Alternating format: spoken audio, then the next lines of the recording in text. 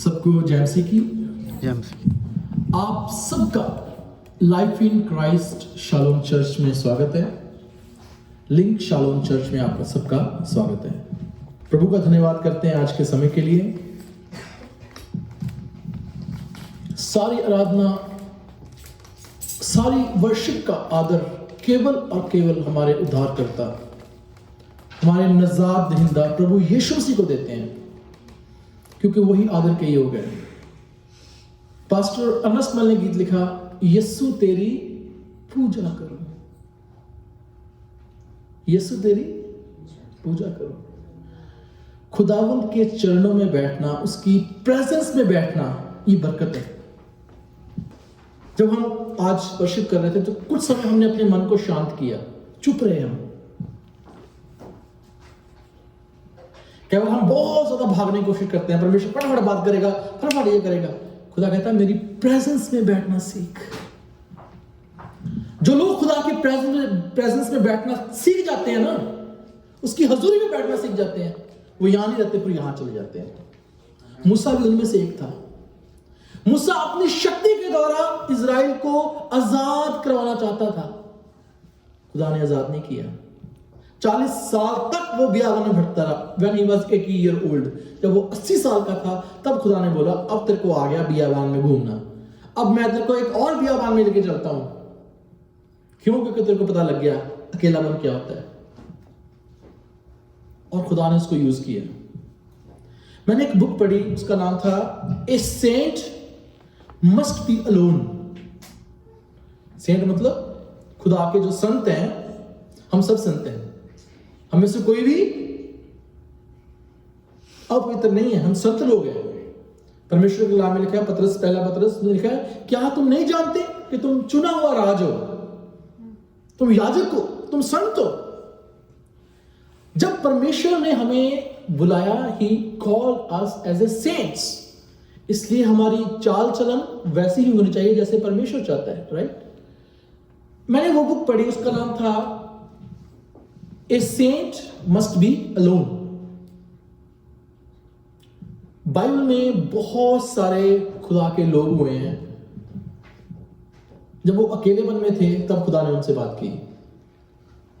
Gideon, Dawood, Abraham, मूसा, Samuel, पतरस अकेले में, राइट, पौलुस, जितने भी संत हुए उन सबके साथ खुदा ने बात की अकेले में।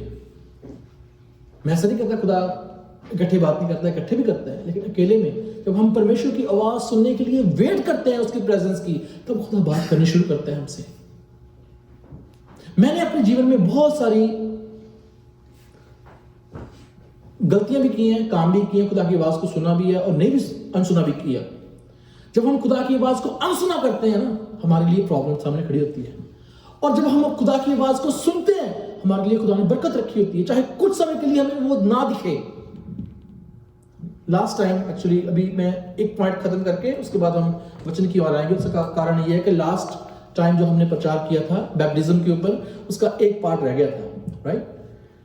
सो उसको खत्म करके हम कलाम की ओर आएंगे।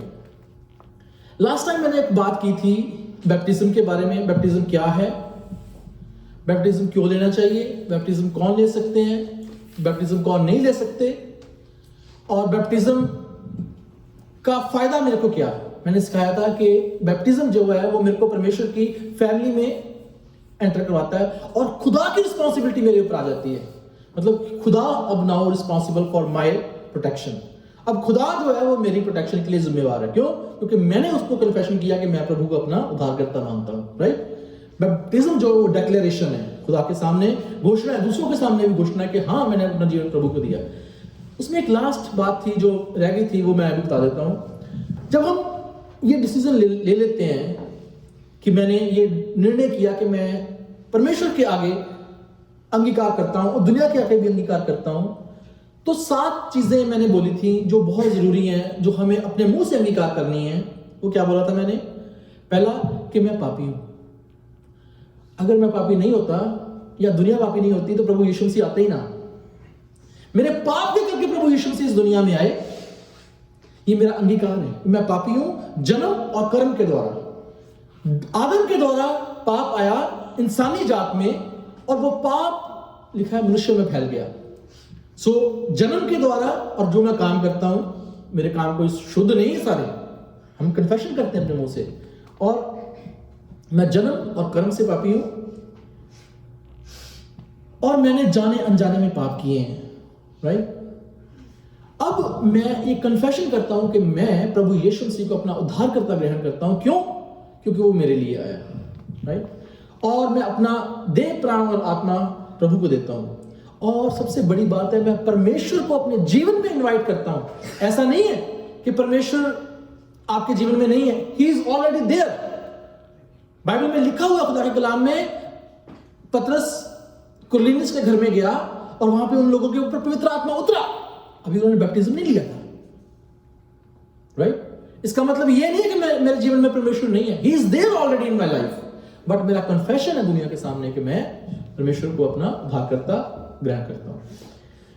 और मेरे ऊपर जितने श्राप है, जो मेरे कर्मों करके, मेरे एंसेस्टर्स के, पूर्वजों के कर्मों के करके मेरे पर आए हैं, मैं उनको प्रभु यीशु मसीह के सामने मानता हूं, और वो इस योग्य है कि वो मेरे पापों को, मेरे श्रापों को दूर करे।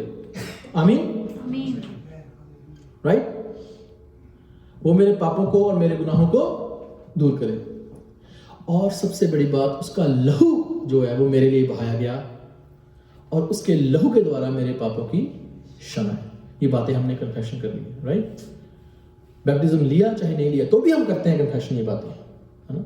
हम रसूलों का अकीदा भी बोलते हैं ना, मैं ईमान रखता हूं कादिर मुतलक बाप पर, जिसने आसमान और जमीन को पैदा किया, और उसके इकलौते बेटे हमारे खुदावंद यीशु मसीह पर, कि वह रूहुल कुदूस से मुजस्सम होकर कुंवारी मरियम से पैदा हुआ, पैंतूस पिलातूस के हुकूमत में दुख उठाया, सलीब पर चढ़ गया, मर गया, दफन हुआ, और तीसरे दिन मुर्दों में से जी उठा, आसमान पर चढ़ गया, और खुदा बाप के दाहिने हाथ बैठा है, जहां से वह जिंदों और मुर्दों की अदालत के लिए फिर आएगा।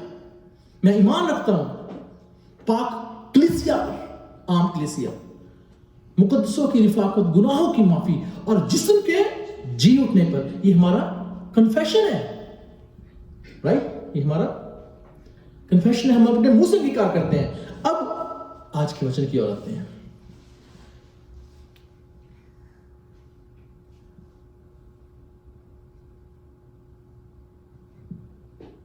सुबह मैं जब बैठा हुआ था परमेश्वर की हुजूरी में, आज मुझे लगता है मैं थोड़ा जल्दी भी उठ गया, शायद टाइम चेंज हुआ ना, पर लेकिन मैं अर्ली मॉर्निंग था, 4:30 के करीब था, 4 बजे के करीब, तो मैं उठ के प्रार्थना करने के लिए चला गया।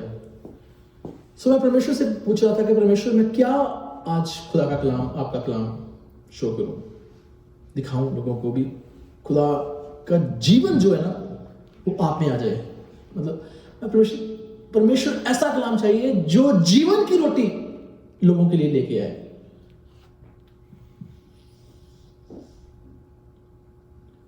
एक वचन पढ़ते हैं,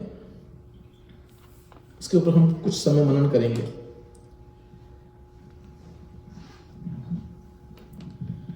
मरकुस की अंजील, उसका 4 अध्याय, उसकी 26 से लेकर 29 आयत तक। मरकुस 4, 26 से 29। फिर उसने कहा, परमेश्वर का राज्य ऐसा है जैसे कोई मनुष्य भूमि पर बीज छींटे और रात को सोए और दिन को जागे, और वह बीज ऐसे उगे और बढ़े कि वह ना जाने। पृथ्वी आप फल लाती है, पहले अंकुर, तब बाल, और तब बालों में तैयार दाना। परंतु जब दाना पक जाता है तब वह तुरंत हंसिया लगाता है, क्योंकि कटनी आ पहुंची है। फिर उसने कहा, हम परमेश्वर के राज्य की उपमा किससे दें और किस दृष्टांत से उसका वर्णन करें? वह राई के दाने के समान है कि जब भूमि में बोया जाता है तो भूमि के सब बीजों से छोटा होता है। 29 तक पढ़ो, 29 तक पढ़ना चाहिए। यहां पे लिखा है, मैं परमेश्वर के राज्य की तुलना किससे करूं? किससे करूं? वो एक बीज के समान है जिसको बोया गया, और उसका बोने वाला रात को सो गया, और सुबह उठा वो उग गया था। यहां पे लिखा है पृथ्वी खुद पैदा करती है। दोबारा पढ़ना, क्या लिखा है? पृथ्वी अपने आप उपज पैदा करती है। पढ़ना जरा। पृथ्वी आप से आप फल लाती है, पहले अंकुर, तब बाल, और तब बालों में तैयार दाना। पृथ्वी आप से आप फल लाती है। हम कौन है? इंग्लिश में लिखा है सॉइल। मैं कौन? सॉइल। बरकत आपके अंदर है। Hallelujah, hallelujah. कितनी मजेदार बात है। बरकत मेरे अंदर, मैं बाहर ढूंढ रहा हूं। और ये मेरे वचन नहीं है, ये प्रभु यीशु मसीह के वचन है। और प्रभु ने बोला, मैं चाहता हूं कि तुम फल लाओ, बहुत सा फल लाओ। मेरे पिता की महिमा इसी से होती है कि तुम फल लाओ। सारी जिंदगी हम परमेश्वर से प्रार्थना करते रहते हैं, परमेश्वर मेरे को फलवंत कर, मेरी फैमिली को फलवंत कर। मैं इस प्रॉब्लम में पड़ गया, उस प्रॉब्लम में पड़ गया, अब ये क्या होगा? खुदा कहते हैं पृथ्वी आपसे आप फल लाती है, लेकिन उसकी 3 स्टेजेस लिखी हुई हैं। पहली अंकुर, है ना, स्टैक बोलते हैं इंग्लिश में उसको। और उसके बाद बाल, मतलब जो बाहर निकलती है उसकी टहनी कह लो, है ना, और उसके ऊपर दाना। पृथ्वी अपने आप से फल लाती है। परमेश्वर ने हमें बीज भी बोला है, परमेश्वर ने हमें मिट्टी भी बोला है, लेकिन परमेश्वर ने जीवन का जल नहीं बोला हमें। जीवन का जल वो है। हालेलुया। जीवन का जल। मिट्टी को पानी की जरूरत है, दाने को मिट्टी और पानी की जरूरत है। खुदा ने वो हमें रखी हुई है। इसलिए अगर मैं चाहता हूं कि मैं बढ़ूं, अगर मैं चाहता हूं मैं बढ़ूं, तो परमेश्वर ने एक विधि बनाई है। मैं प्रोस्पेरिटी की बात नहीं कर रहा। बढ़ना सिर्फ पैसे से बढ़ना नहीं होता, बढ़ना हर तरह से बढ़ना है। खुदा के कलाम में लिखा है, हे मेरे प्रिय, मैं ये चाहता हूं जैसे जैसे तू आत्मिक उन्नति करता है, आत्मा में बढ़ना, इस तरह हर तरह से उन्नति करता जाए। हालेलुया। हर तरह से उन्नति करता जाए। सो खुदा ने आपके अंदर एक बरकत रखी हुई है, वो है जीवन पैदा करने की बरकत। परमेश्वर ने आपके अंदर रखी है, मेरे अंदर रखी है, हम सबके अंदर रखी है। लेकिन उसके लिए कुछ हिदायतें हैं। 4 बातें मैंने यहां पे लिखी हैं, मैं आपके सामने शेयर करना चाहता हूं, और मैं कोशिश करूंगा कि मैं इसको समझा पाऊं परमेश्वर के अनुग्रह से, पवित्र आत्मा के फजल से। पहली बात है, हम दुनिया और दुनिया जैसे ना बने।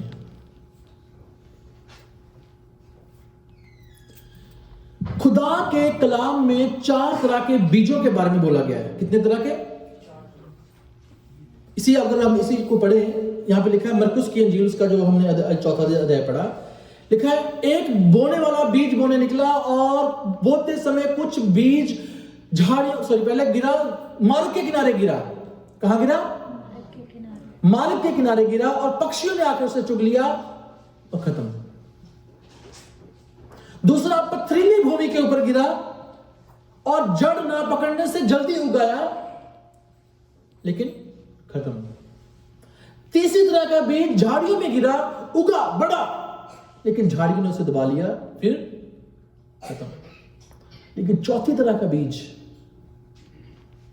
लिखा है वो अच्छी भूमि के ऊपर गिरा और बहुत सा फल लाया, और लिखा है 30 गुना, 60 गुना और 100 गुना।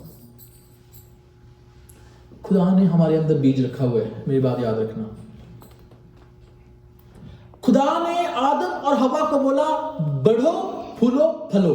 ये किसके ऊपर बोला जाता है बात को? फल किसके ऊपर लगता है? बीज के द्वारा लगता है। बढ़ता कौन है? बीज जब गिराया जाता है तो बढ़ता है, राइट?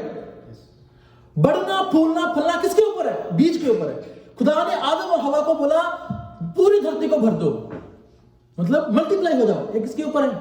बीज के ऊपर। बीज की क्वालिटी है, बीज में जीवन है, लेकिन बीज तब तक नहीं फलता जब तक उसको मिट्टी और उसको पानी ना मिले। और तीसरी बात, उसको लाइट ना मिले प्रॉपर। अपने आप को देखें कि आप कहां पे लगे हुए हैं। Hallelujah. Check your status, not on Facebook, in your life, right. अपने स्टेटस को चेक करें, कहां पे खड़े हैं आप। कहीं पथरीली भूमि के पास तो नहीं, झाड़ियों में तो नहीं, मार्ग के किनारे तो नहीं। जगह कहां पे आपकी? आप में बीज है, खुदा के कलाम में लिखा है। आप में फल है। अपनी जगह को पहचाने। Hallelujah. You are set apart. खुदा ने आपको अलग किया है, इसलिए परमेश्वर के कलाम में लिखा है दुनिया और दुनिया जैसे नहीं बनना। क्षमा करें, मेरा थोड़ा सा टीचिंग हार्ड है, आई एम सॉरी, बट मैं जो मेरे को खुदा बोलता है मैं वही बोलता हूं। हम दुनिया जैसे नहीं है, हो भी नहीं सकते। अगर होंगे तो फल नहीं लाएंगे। मैं इधर भी पैर रख लूं, उधर भी रख लूं, दो बेड़ियां च रख पैर डुब जाईदा। सीधा राह दसी दा ते सीधे राह जाईदा। बाणी दे सुनाने वाले वाणा विच रुल गए, हालेलुया सिख लिया ते रब ताई भुल गए। मिशना दे ताबेदारो रब नहीं भुलाईदा। सीधा राह दसी दा ते सीधे राह जाईदा, राइट। मेरे पापा ने गीत लिखा है, याद आ गया। सीधा राह दसी दा ते सीधे राह जाईदा। जो खुदा ने मेरे को बोला ये वाली बात बोल। तुम चाहते हो जीवन, मैं देना चाहता हूं। रखा हुआ है ऑलरेडी तुम में जीवन, लेकिन चेक करो अपनी लाइफ को। Where are you planted right now? कहां पे है आपका जीवन?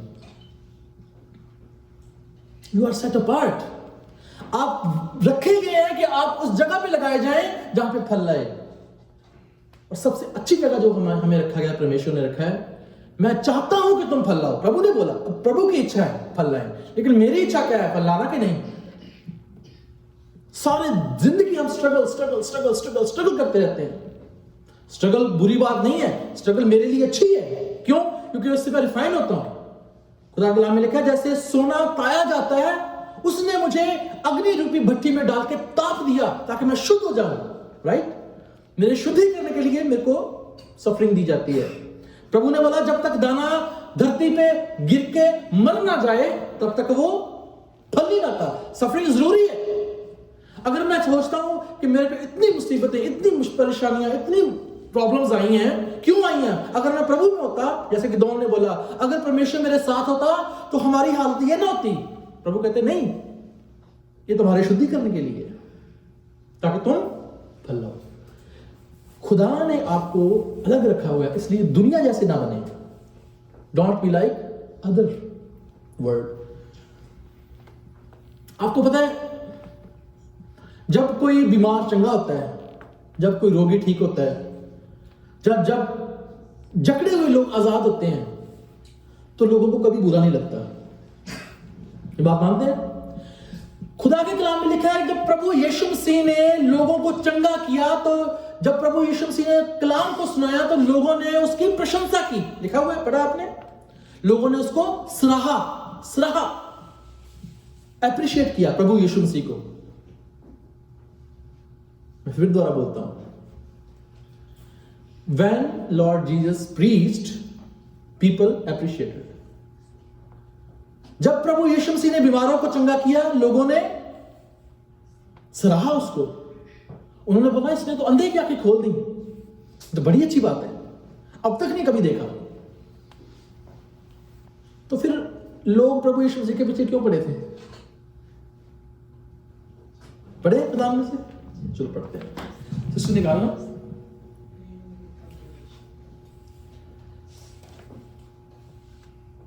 यूहन्ना की इंजील उसका 7 अध्याय, उसकी 7 आयत। जगत तुमसे बैर नहीं कर सकता, परंतु वह मुझसे बैर करता है, क्योंकि मैं उसके विरोध में ये गवाही देता हूं कि उसके काम बुरे हैं। यही बात है। प्रभु यीशु मसीह अपने चेलों को नहीं, अपने भाइयों को बोलते हैं, यहां पे चेलों को नहीं, सॉरी। वहां पे कलाम में लिखा है कि उसके भाइयों ने उससे कहा यरूशलेम में पर्व है और तू इतने बड़े बड़े काम कर रहा है, वहां जा, अपने आप को दिखा लोगों को, ताकि तेरा नाम और फैल जाए। कौन बंदा है जो ये नहीं चाहेगा कि उसका नाम फैले? पढ़ लेना आप घर पे जाके, होमवर्क है, 7 बाब पहले से पढ़ लेना। प्रभु यीशु मसीह को बोला गया उसके भाइयों ने कि जाके यरूशलेम में दिखा, वहां पे तो फेस्टिवल चल रहा है, और वहां पे जाके दिखा अपने आप को, लोगों के सामने काम कर। मिनिस्ट्रियां ऐसे काम कर रही हैं, इतना है, इतना बड़ा आके दिखाती हैं, और यहां पे उसके भाई भी यही बोल रहे हैं कि जाके दिखा बड़े बड़े काम वहां पे, ताकि तेरी चर्चा फैले। प्रभु कहते हैं वो तुमसे जगत बैर नहीं करता, मेरे से करता है। क्यों करता है? इसलिए नहीं मैं चंगा करता हूं, इसलिए कि मैं उनके बुरे कामों के उड़ाना देता हूं। हालेलुया। जब हम सेट अपार्ट होते हैं, अलग किए जाते हैं, तो हम लोगों जैसे बात नहीं करते, लोगों जैसे काम नहीं करते, फिर लोग हमसे बैर रखना शुरू कर देते हैं। ये फैक्ट बता रहा हूं। लेकिन यही समय है फलवंत होने का। हालेलुया। क्योंकि अब आप प्रभु यीशु मसीह में, प्रभु यीशु मसीह आपको ऊपर उठा देगा, लोगों के आंखों के सामने। प्रॉब्लम क्या है? हम चाहते हैं दुनिया को भी खुश करना, हम चाहते हैं खुदा को भी खुश करना। खुदा कहता है तो पहले उनको खुश कर ले, बरकत बाद में ले लेना मेरे से। राइट? हमारा मोटिव होना चाहिए खुदा को खुश करना। क्यों? क्योंकि हम परमेश्वर में लगे हुए हैं और परमेश्वर में अलग किए गए हैं। पतरस कहता है क्या तुम नहीं जानते कि तुम एक चुना हुआ राजवंश हो, अलग किए हुए लोग। So we are set apart people. इसलिए दुनिया जैसे काम ना करो। पतरस कहता है दुनिया जैसे काम ना करो। अगर हम चाहते हैं फलवंत होना, परमेश्वर के आगे झुक जाएं, उसको खुश करें, वो आपको बढ़ा देगा। आमीन। दूसरी बात, उसकी ओबीडियंस में चले, है ना? ओबीडियंस में चलने का मतलब क्या है? बाइबल में बहुत सारे खुदा के लोग हुए हैं जिनके जीवन में परमेश्वर ने बड़े बड़े काम किए हैं। अब्राहम भी उनमें से एक था। मानते हैं? अब्राहम को खुदा ने 100 साल की उम्र में बेटे की आशीष दी, और वहां पे लिखा है कि सारा की कोख जो है वो मरी हुई सी थी। राइट? सारा की कोख जो थी, क्योंकि सारा 90 साल की थी, मरी हुई कोख थी, और खुदा ने उसको बच्चे की आशीष दी। 90 साल की सारा, 100 साल का अब्राहम। लेकिन खुदा ने उसको बोला था मेरे साथ चल, और जब वो 75 इयर्स का था तब खुदा ने बोला था मेरे साथ चल। कितने साल का? 75। मुझे लगता है कि अगर बाइबल में गलती ना होगी हो 75, 25 साल तक वो खुदा के साथ चलता रहा, ओबीडियंस में। 25 साल। सोच के देखो, खुदा ने मेरे को वायदा देके बुलाया हो भी चल मेरे तेरे नाल रहूंगा, I will be with you, मैं तेरे साथ रहूंगा, मेरा वायदा तेरे साथ है। और अब्राहम सारा कुछ छोड़ के चल पड़ा हो खुदा के साथ, और 99 इयर्स तक उसके कोई बच्चा नहीं था। सो इससे यह पता लगता है जो लोग खुदा के साथ ओबीडियंस से चलते हैं, ये हो ही नहीं सकता वो फल लाना है। आमीन। हो ही नहीं सकता, क्योंकि ये खुदा ने बोला है। और अगर खुदा ने बोला है, लिखा है जो काम मैंने शुरू किया है उसको मैं पूरा करने के योग्य भी हूं। आमीन। सो खुदा जो काम उसने शुरू किया आपके जीवन में, जो वायदे परमेश्वर ने आपको दिए, यहां पे लेके आया परमेश्वर आपको, इस जगह पे नहीं, इस देश में लेके आया, इस जीवन में लेके आया परमेश्वर आपको। खुदा ने आपको वायदे दिए। हो ही नहीं सकता परमेश्वर अपने वायदे भूल जाए। हम भूल सकते हैं, परमेश्वर नहीं भूल सकता। आमीन। क्योंकि उसकी याद शक्ति बहुत ज्यादा है, नहीं भूल सकता परमेश्वर। सो परमेश्वर का जो आज्ञा पालन है ये बहुत जरूरी है।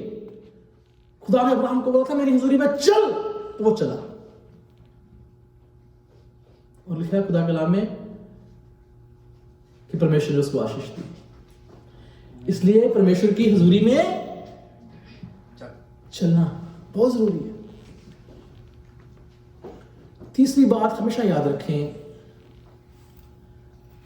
रिस्पॉन्सिबिलिटी आपकी नहीं है, उसकी है। आमीन। It's not your responsibility. आपके घर चलाने की, आपके शूज पहनने की रिस्पॉन्सिबिलिटी परमेश्वर की नहीं है। सॉरी, आपकी नहीं है, परमेश्वर की है। आपके कपड़ों की, आपके खाने की, आपके बच्चों की, आपके घर की, आपके बाहर की, आपके बिजनेस की, आपकी जॉब की, हर चीज की, इस जगह की, आपके चर्च की रिस्पॉन्सिबिलिटी आपकी नहीं है। जिसने ये काम शुरू किया, जिसने ये वायदा दिया, ये उसकी रिस्पॉन्सिबिलिटी है। आमीन। जोर से बोले आमीन। हालेलुया। अगर परमेश्वर की रिस्पॉन्सिबिलिटी है तो फिर वो अपनी रिस्पॉन्सिबिलिटी को कभी नहीं भूलता। मैं भूल सकता हूं,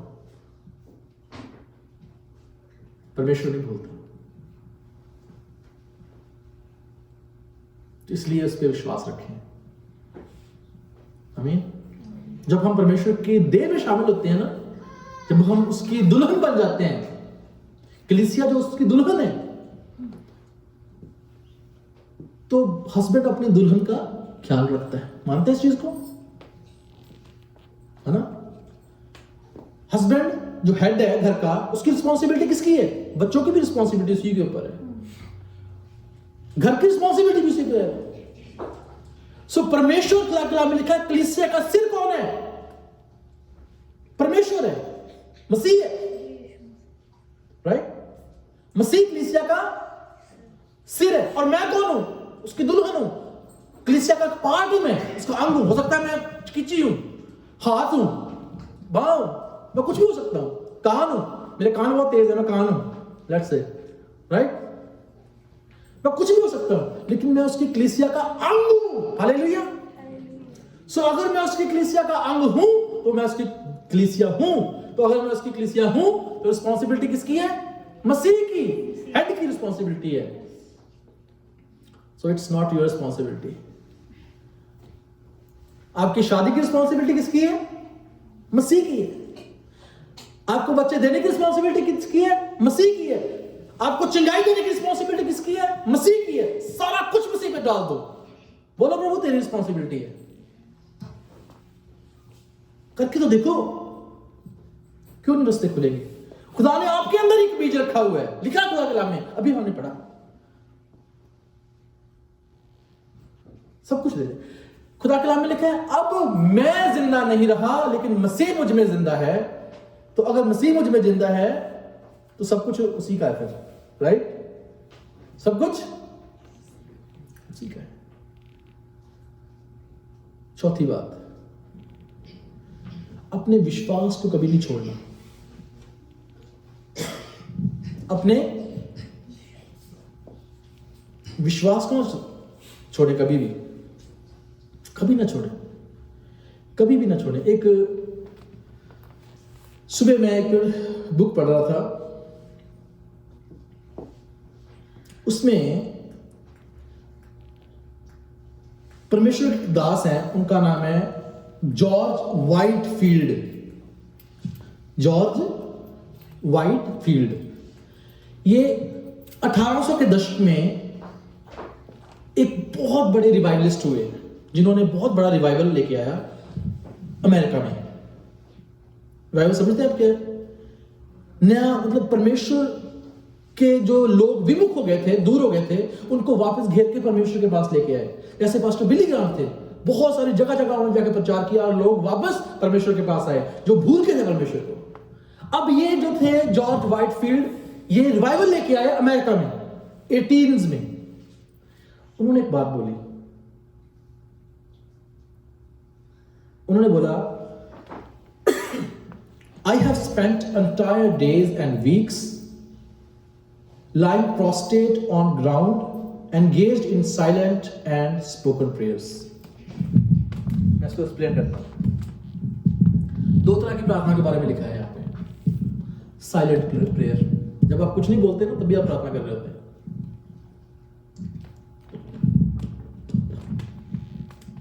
जब आप बोल रहे होते हैं तभी आप प्रार्थना कर रहे होते हैं। खुदा के कलाम में लिखा है, मैं जब चुप रहा तद मेरी हड्डियां करांदे हुए सारा दिन गल गई। दाऊद कहता है, मैं पुकारते पुकारते मेरा गला सूख गया, पानी मेरे सिर से ऊपर निकल गया, परमेश्वर तू मुझे कब छुटकारा देगा? दाऊद कहता है, मेरी हालात ऐसी हो गई जैसे जंगल का उल्लू। जो रात को ही निकलता है, सुबह छुपा रहता है। मैंने अपना मुंह अपने उसमें छुपा लिया, है ना, अपने कपड़े में छुपा लिया, मैं चुप हो गया।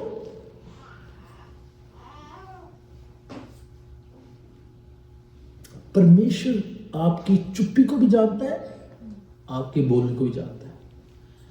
क्योंकि हम कई बार नहीं बोलते मुंह से, हम बहुत बार दुआ नहीं करते, लेकिन परमेश्वर हमारे साइलेंट दिल की आवाज को जानता है, क्या चल रहा है। मैं बहुत बार जब हम कोई परेशानी में होते हैं, मैं भी अपनी बात बता रहा हूं, मैं परमेश्वर के सामने चुपचाप बैठ जाता हूं, क्योंकि मेरे को पता है परमेश्वर सुन रहा है। मैंने बोला मैं चुपचाप बैठ जाता हूं क्योंकि मेरे को पता है कि परमेश्वर सुन रहा है। आपकी चुप्पी को परमेश्वर जानता है, इसलिए उसके ऊपर विश्वास रखें। आपके बोलने को खुदा के नाम ने कहा, तू मेरे उठने बैठने को चलने फिरने को जानता है, तू मेरे विचारों को दूर ही से परख लेता है। आमीन। सो परमेश्वर आपके विचारों को जानता है और दूर ही से परख लेता है। मैंने अभी क्या बोला? विश्वास, राइट। और उन्होंने बोला, एक वर्ड लिखा उन्होंने, बहुत अच्छा लिखा। उन्होंने बोला, fall on your knees and grow there। अपने घुटनों पे आ जाए और वहां से ग्रो करे। अपने घुटनों पे आ जाए और वहां से ग्रो करे। खुदा, घुटनों का मतलब ये नहीं कि मैं फिजिकल घुटने लगा लूं, परमेश्वर के सामने झुक जाऊं। परमेश्वर के सामने झुक जाना, ये परमेश्वर के सामने घुटनों पे आने का, अपने आप को हम्बल कर लेना परमेश्वर के सामने, चुप रहना। अगर कोई मेरे को बुरा भी बोलता है, चुप हो जाना, ये मैं अपने घुटनों पे आ गया हूं। अभी बहन ने प्रार्थना की, जिस किसी ने भी आपके विरुद्ध या आपने किसी के विरुद्ध पाप किया, उसको माफ कर देना, ये घुटनों पे आना है। आमीन। अपने आप को दीन और नम्र कर लेना, ये घुटनों पे आना है। और परमेश्वर के दास बोलते हैं कि मैं घुटनों पे आता हूं, इसलिए घुटनों पे आए। फिजिकल भी हो सकता है, ठीक है। और वहां से आप ग्रो करेंगे, वहां से आप ग्रो करेंगे। सुबह मैं आपको बात बताना चाहता हूं। कई बार हमें अपनी आंखों से, अपनी सोच और अपनी आंखों से कम दिखता है। मैं आपको एक्सप्लेन करता हूं। जैसे अभी भाई अनमोल, लेट्स से, इंडिया से आए यहां पे कनाडा, राइट। और जब वो कनाडा आए तो वो एक सोच लेके आए। उनकी सोच क्या थी कि मैं यहां पे स्टडी करूंगा, अच्छा कामकाज करूंगा, पैसे कमाऊंगा, घर भी भेजूंगा, और मैं अपना फ्यूचर बनाऊंगा, पीआर लूंगा, फिर सिटीजनशिप लूंगा, अच्छी गाड़ी होगी, घर होगा, शादी भी करूंगा, सब कुछ ना सोचा बन रहे अपने मन में। हमारी सोच ये छोटी हो सकती है, हमारी दूर दृष्टि कम दृष्टि हो सकती है। ये बात समझ रहे? जो मैं सोचता हूं कि मैंने ये कर लूंगा, हो सकता है परमेश्वर ने आपकी सोच से बढ़कर परमेश्वर को रखा हो, परमेश्वर रखा हो। उसकी पावर को सीमित ना करें। आमीन। खुदा ने मूसा को बोला, मूसा मेरी ताकत को सीमित मत कर तू।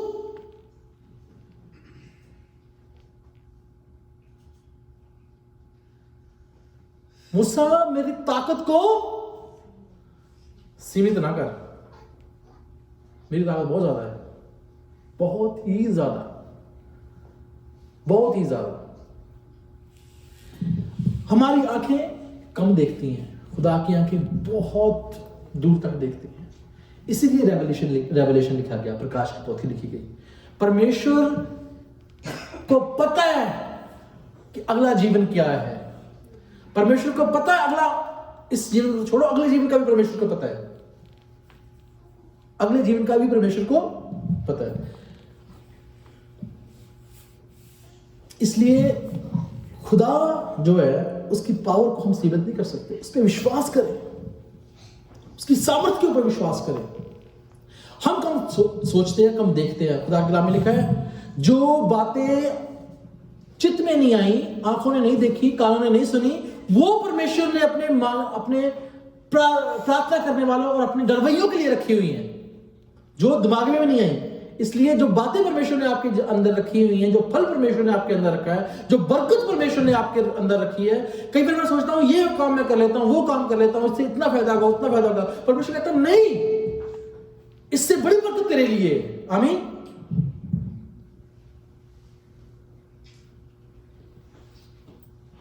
इसलिए जो चीजें नहीं भी दिखती, हम उस पर विश्वास करें, क्योंकि परमेश्वर ने बोला। 25 साल अब्राहम ने वेट की, खुदा इतनी वेट नहीं करवाएगा, राइट? मैं विश्वास करता हूं, क्योंकि अब प्रभु यीशु मसीह का जमाना है, थोड़ा फास्ट हो गया, राइट? जमाना किसका है? प्रभु यीशु मसीह का। अब इंस्टेंट है। खुदा कलाम में लिखा है, तब रोगी उसके पास आए और उसने तुरंत लिखा है, पढ़ लेना हिंदी में, तुरंत उन्हें चंगा किया। वो तुरंत कफरनहूम गया और तुरंत जाके वहां प्रचार करने लगा। अब तुरंत का जमाना आ गया, तो इसलिए अब इतनी वेट नहीं 25 साल वाली, है ना? क्योंकि उस समय 900 उम्र थी, ये भी ध्यान रखना। अब 80 खुदा ने ठहराई हुई है, राइट? तो उस हिसाब से रेशो लगा लो, जल्दी काम है ना? लेकिन उसके हाथ के ऊपर विश्वास कर। जब मैं सीएमसी हॉस्पिटल में काम करता था, तो मैं अपने फाइनेंस ऑफिसर के पास अक्सर जाके बोलता था, 2 साल हो गए, 3 साल हो गए, प्रमोशन नहीं दे रहे, छोटी सी लाइफ है, तुम इतनी लेट करी जाते हैं। सो लेकिन परमेश्वर ने बहुत बड़ा रखा हुआ था। मैंने कभी सोचा भी नहीं था कि मैं यहाँ पे खड़ा होकर प्रचार करूंगा। खुदा ने उससे भी बड़ा रखा हुआ, उससे भी बड़ा, राइट? मैं तो सिर्फ नौकरी के बारे में सोच रहा था। तो खुदा ने कहा नहीं, अब तेरे को कुछ और भी करना है, राइट? सो खुदा के हाथ को कभी छोटा ना जाने। अगर परमेश्वर आपको मुश्किल में जाने देता है, इसका मतलब है आपकी तरक्की होने वाली है। आमीन। क्योंकि तरक्की से पहले टेस्ट होता है, रिटर्न भी हो सकता है और फिजिकल भी हो सकता है, तो आपकी तरक्की होने वाली है, राइट? ओके, अब कुछ बातें मैंने यहां पे लिखी हैं जो हमें लगता है कि मुश्किल है, लेकिन परमेश्वर के सामने वो खुली किताब की तरह है। पता क्या है वो? लिख लेना, यूट्यूब पे भी डालेंगे। जिंदगी आने से पहले, सदीपक जीवन आने से पहले पता क्या आया? मौत। प्रभु यीशु मसीह मरे तो क्या पैदा हुआ? सदीपक जीवन। आमीन। सदीपक जीवन आने से पहले क्या आई? मौत आई। प्रभु यीशु मसीह थ्रोन पे बैठे हैं, लिखा है। कहां पे बैठे हैं? तख्त के ऊपर बैठे हैं। उससे पहले क्या आया? सलीब पे सोए, राइट? तख्त से पहले सलीब। लिखा है वो महिमा के साथ प्रवेश किया। कहां पे? हेवन में। उससे पहले क्या आई? सफरिंग, दुख। यहां लिखा है वो दुख झेलने के द्वारा महिमा में प्रवेश किया। आमीन।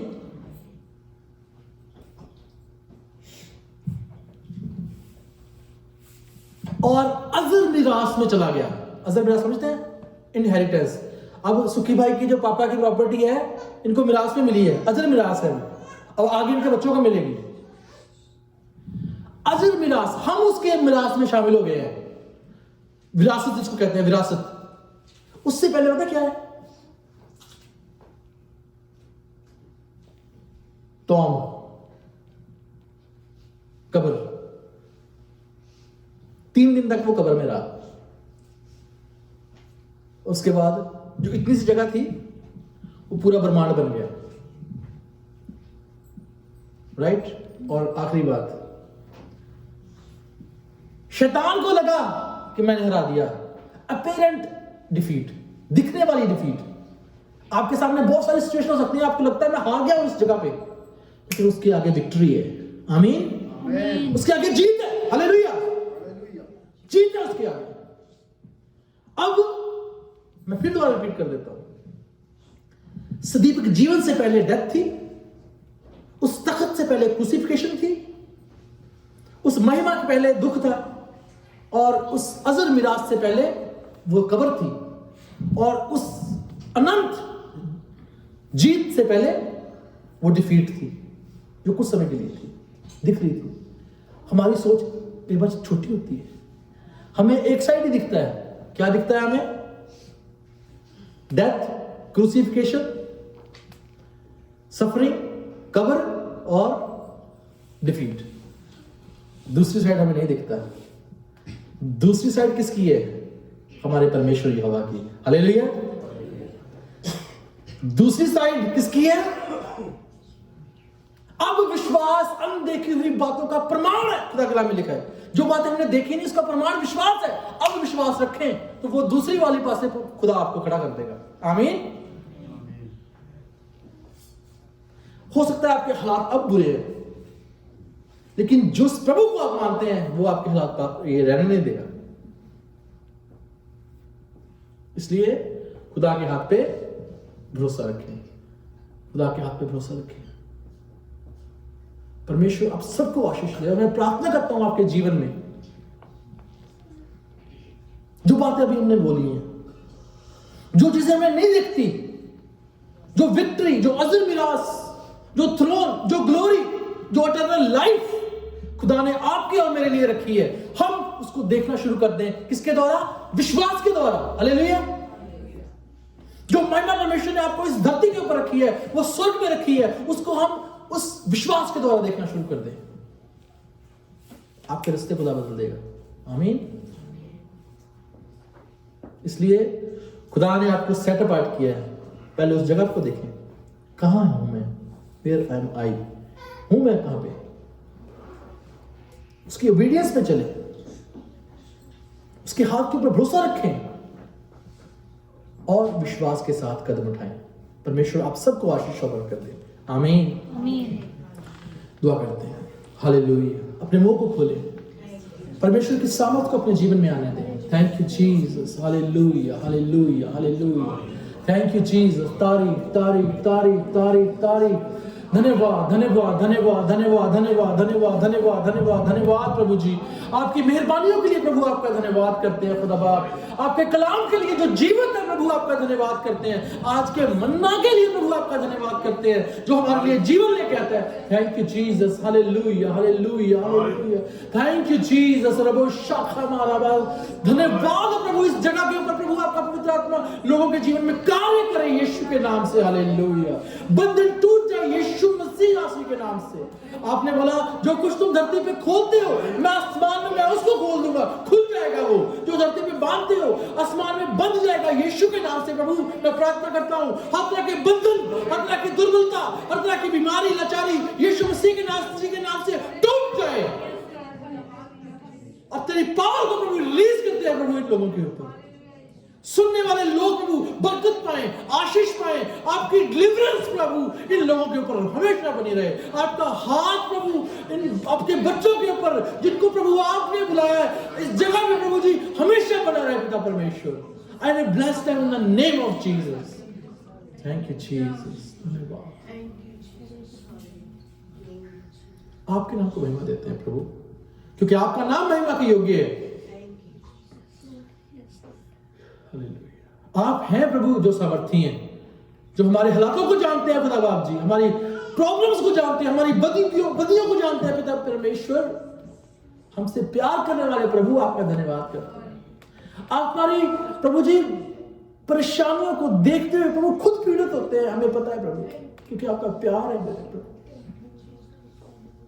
लेकिन आपका अश्योरेंस प्रभु हमारे लिए उससे भी बड़ा है कि चाहे तेरी सफरिंग थोड़े दिन की है लेकिन उससे आगे एक महिमा है। यीशु के नाम से वो महिमा कर लो।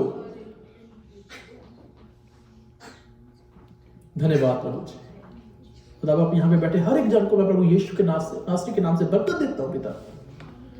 हर तरह के बंधन यीशु के नाम से टूट जाए और ये कलाम प्रभु हर एक के जीवन में काम करे और होने दे पिता परमेश्वर। आपकी उपस्थिति खुदा हर एक के घर के ऊपर, बच्चों के ऊपर, फैमिली के ऊपर प्रभु जी उनकी जरूरतों के ऊपर, घर परिवार के ऊपर हमेशा बनी रहे यीशु के नाम से। आपकी उपस्थिति के द्वारा बंधन टूट जाते हैं पिता परमेश्वर और मैं बरकत प्रभु इनके परिवार में बोलता हूं मैं यीशु के नाम से। Thank you Jesus. हालेलुया। सारा आदर, सारी महिमा प्रभु आपको देते हैं। आपके कदमों को चूमने हैं मेरे पिता परमेश्वर, बिकॉज यू आर वर्दी। आप इस योग्य है प्रभु कि आपके मैं कदमों को चूमे प्रभु। सारा आदर प्रभु आपको देते हैं। ये वचन प्रभु जी इनके जीवन में और बहुतों के जीवन में फल लेके आए। खुदा बाप हर एक के ऊपर बरकत बोलता हूं। प्रार्थना प्रभु यीशु मसीह नासरी के नाम से मैं मांगता हूं। आमीन, आमीन।